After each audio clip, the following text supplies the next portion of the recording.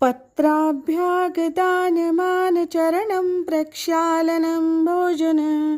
सत्सेवा पितृदेववार्चन विधिः सत्यं गवां पालनं धान्या